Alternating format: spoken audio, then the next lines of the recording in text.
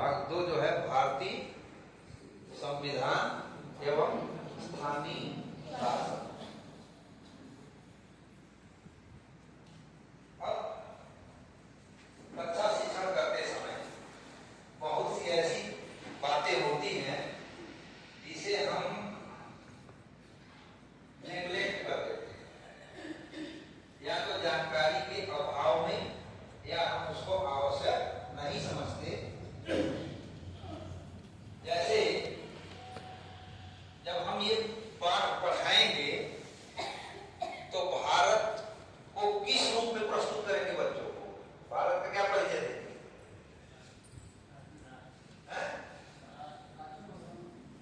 अरे कोई भाई ऐसा बोलिए कि हम सुने।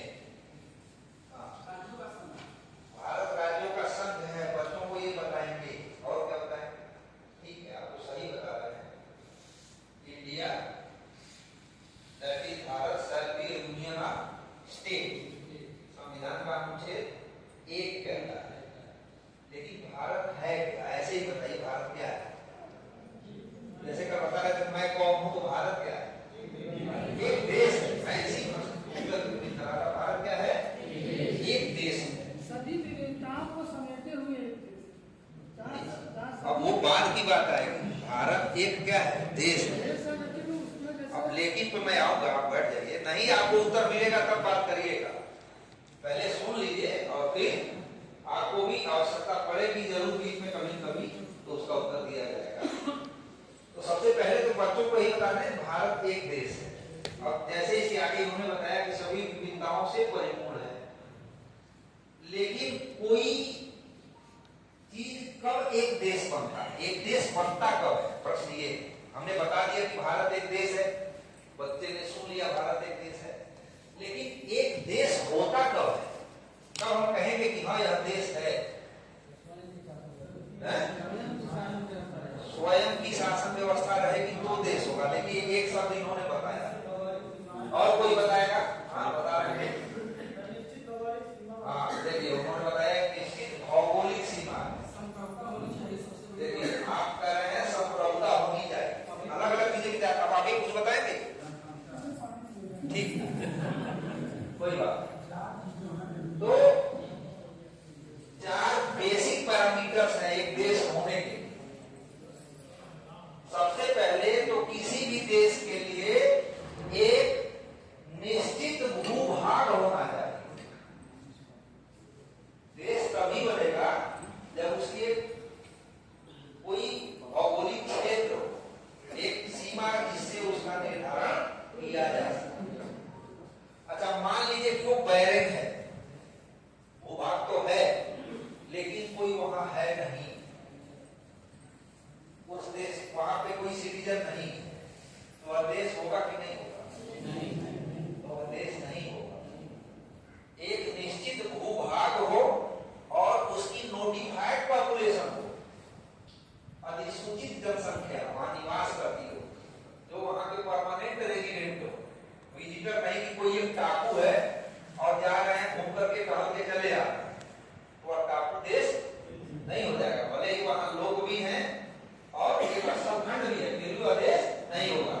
देश होने के लिए एक निश्चित भूभाग, एक अस्थायी जनसंख्या, एक केंद्रीय सरकार हो जो पूरे भूभाग पे नियंत्रण रखती हो, और इसकी अंतरराष्ट्रीय मान्यता।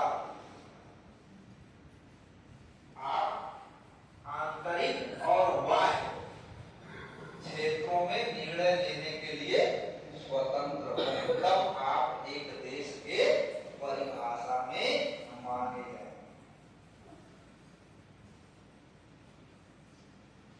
मोस्टली रिकॉग्निशन किससे मिलता है देशों को?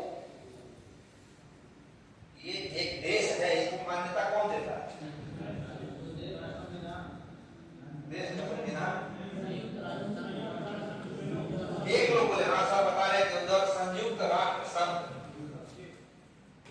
और कोई बताएगा? संयुक्त राष्ट्र संघ के जो मेंबर नेशंस हैं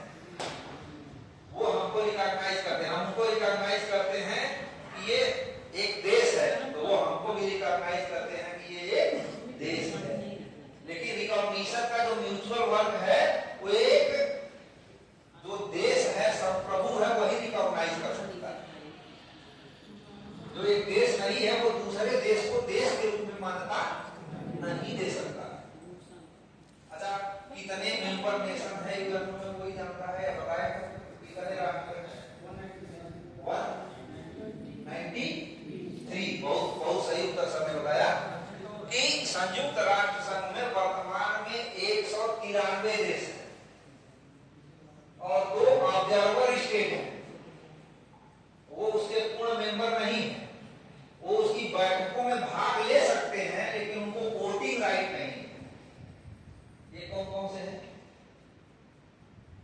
एक है द स्टेट ऑफ पैलेस्टाइन और एक है द होली सी, जो वेटिकन चर्च है, चर्च की अपनी सरकार है। ये दोनों ऑब्जर्वर स्टेट के रूप में वहां पर है। ये केवल वहां जैसे भाग ले सकते हैं, संसद में जैसे होता है, कुछ लोग होते हैं केवल प्रतिभाग कर सकते हैं लेकिन वोट नहीं दे सकते। तो भारत जो है, जब यूएनओ का यूनाइटेड नेशंस ऑर्गेनाइजेशन अस्तित्व में आया 24 अक्टूबर 1945 में, उसी समय से संस्थापक सदस्य रहा भारत यूएनओ का। और जो 50 मेंबर्स ने साइन किए हैं, इंडिया भी उसमें से एक था। हालांकि हम उस समय स्वतंत्र नहीं थे। और यूएन चार्टर पर 5 परमानेंट मेंबर जो उस समय थे, देखिए कि दुनिया और राजनीति पॉलिटिक्स कहां से कहां जाती है। कौन कौन सा था जिन्होंने साइन किया था? शुरुआती जो 5 परमानेंट मेंबर थे, क्या जी था कि नहीं था?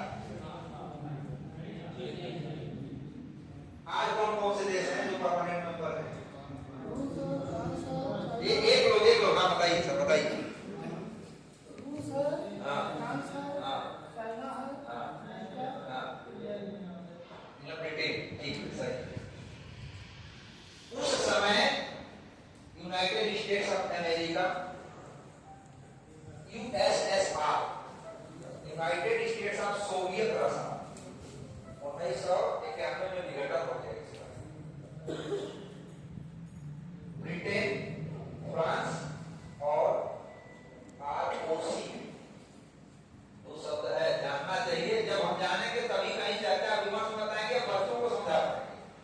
आरओसी का मतलब रिपब्लिक ऑफ चाइना। ये क्या है? इसको कहते हैं रिपब्लिक ऑफ चाइना। आज का जो ताइवान है, ताइवान सुना है ना? जब वर्ल्ड मैप देखेंगे तो खूब बड़ा सा चीन है, उसके नीचे लटका हुआ छोटा सा टापू, वो रिपब्लिक ऑफ चाइना है। तो असली जो मेंबर था 5, ग्लोबल पॉलिटिक्स देखिएगा कि उसमें रिपब्लिक ऑफ चाइना शुरुआती 5 परमानेंट मेंबर में था, जो आज का ताइवान 1947 में जब हम आजाद हुए थे, उसी समय की बात है। जो आज का चीन है वह यूएनओ का मेंबर नहीं था। और रिपब्लिक ऑफ चाइना यानी कि ताइवान की जो सरकार थी, वो पूरे चीन को नियंत्रित करती थी, हेड होती थी ताइवान से। बाद में इसी फेज में यूएसएसआर को काउंटर करने के लिए अमेरिका को एक ऐसा एलाई चाहिए था कि जो कैपिटलिस्ट इकोनॉमी के तरफ हो और सोवियत रूस को काउंटर किया जा सके। तो इंडिया को ये कहा गया कि आप आरओसी के जगह परमानेंट मेंबर बनिए।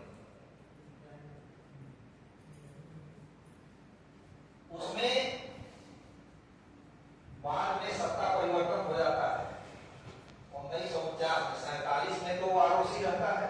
1949 में जो मेन चाइना की लैंड है, वहां क्रांति होती है और माओ से तुंग के लीडरशिप में कम्युनिस्ट शासन स्टैब्लिश हो जाता है। उसको पीआरसी बोलते हैं, पीपल रिपब्लिक ऑफ चाइना। यानी जो मेन लैंड चाइना है, आज का चाइना, वो क्या है? People Republic of China.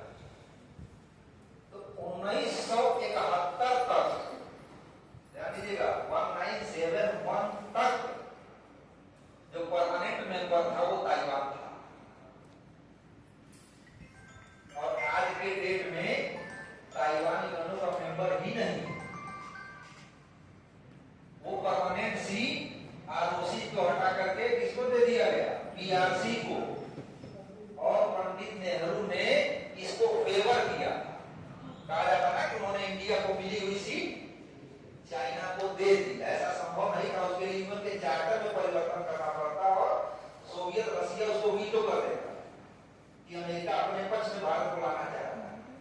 लेकिन इंडिया को प्रपोजल मिला था कि आप ताइवान वाले चाइना की जगह पे, आप बड़ी आबादी वाले देश हैं, आप मेन स्ट्रीम में जो यूरो 5% नेटवर्क आ जाएंगे। तो नेहरू जी ने कहा था कि नहीं, सबसे पहला अधिकार, हमसे पहले का अधिकार जो है वो पीआरसी का है। इस प्रकार से वह ताइवान से सदस्यता लेकर के 1971 के लिए चीन को दे दिया गया।